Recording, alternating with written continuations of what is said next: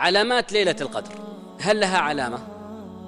لها علامات في ليلتها في نفس الليلة وعلامات بعد المضي. أما علاماتها في نفس الليلة فأولها أنها ليلة مشرقة من غير قمر، ليلة منيرة من غير قمر، ويتبين ذلك إذا خرجت من المدينة. إذا خرجت من المدينة وأضواء المدينة تتبين لك الليلة بوضوح، لأنها مشرقة ولا قمر فيها. هذه واحدة. اثنين، أنها ليلة سمحة طلقة، لا حر ولا برد، ليست بالحارة تحتاج تشغل مكيف أو تشغل، وليست بالباردة تحتاج تلبس فيه، فهي ليلة متساوية معتدلة لا حر ولا برد. أنها أيضا ليلة تتضح فيها الكواكب الخفية، يعني لو تنظر السماء في غير ليلة القدر تشوف نجوم وتشوف نجوم خفية، في ليلة القدر تتضح لك النجوم كلها الخفية وغير الخفية، فتتجلى فيها وتتزين فيها السماء على أحسن ما يكون. ولهذا الله عز وجل قلنا زينا السماء بزينة الكواكب، تلك الزينة تتجلى في ليلة القدر أكثر ما تتجلى. أيضا ليلة لا يرمى فيها بالشهب، يعني كل ليلة ممكن يرمى فيها شيطان، تشوف نجم وشهاب يمين يسار، إلى ليلة القدر ما فيها رمي بالشهب. لماذا؟ لأن الشياطين ما تتحرك فيها. إني أرى ما لا ترون، هذا يوم بدر، وفي كل ليلة قدر يقول الشيطان مثل ذلك، إني أرى ما لا ترون. والشياطين في ليلة القدر لا يتحركون، ما أحد يتحرك مكانه، مصفدون. هم يصفدون في سائر العام لكن يتحركون بالأصفدة، يعني الصفد سلسال القيد، فهم يتحركون مقيدون، فالمقيد حركته ضعيفة. لكن في ليلة القدر لا حركة، حتى اللي يسترقون السمع أو يروحوا يمين يسار، لا، ليلة القدر لا حركة فيها لشيطان، ولذلك سماها الله ليلة سلام. السلام لا يحصل إلا إذا استراح العالم من إبليس. سلام هي، ما في إبليس، ما في شياطين، حتى الشهب التي ترمي الشياطين ما ترمى في ليلتها.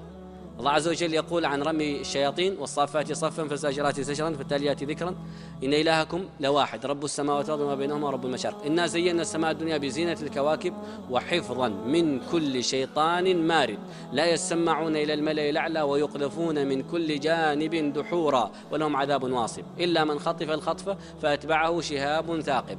هذا لا يحصل في ليلة القدر، لأن لا أحد يخطف خطفة من الشياطين ولا أحد يقرب من السماء، لأن الملائكة تتنزل، ونزول الملائكة هو سبب هروب الشياطين. فاهمين؟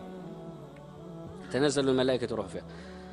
طيب، من علاماتها أيضا أنها ليلة قد ينزل فيها غيث، مطر، قل أو كثر، عندك وعند غيرك، لا بد في ليلتها في الغالب ينزل فيها مطرا. قال النبي صلى الله عليه وسلم: أريت ليلة القدر وأريت صبيحتها أني أسجد في طين وماء. فكان النبي صلى الله عليه وسلم صبيحة ليلة 21 وقيل 23 يسجد في الطين والماء، ورآه بعض الصحابة على جبهته وأنفه أثر الطين والماء. هذه العلامات في ليلة القدر. طيب، مضت، كيف تعرفها بعد مضيها؟ علاماتها بعد مضيها علامة واحدة، وهي أن تطلع الشمس صبيحتها بيضاء كالقمر ليلة تمامه، هذا رواية. الرواية الثانية تطلع حمراء لا شعاع لها، تستطيع تنظر إليها. الرواية الثالثة تطلع الشمس لا شعاع لها من غير نظر إلى لونها حمراء والله صفراء والله بيضاء. والسبب في ذلك، ما هو السبب في كون فجر ليلة القدر الشمس لا شعاع لها؟ ما هو السبب؟ في سببين.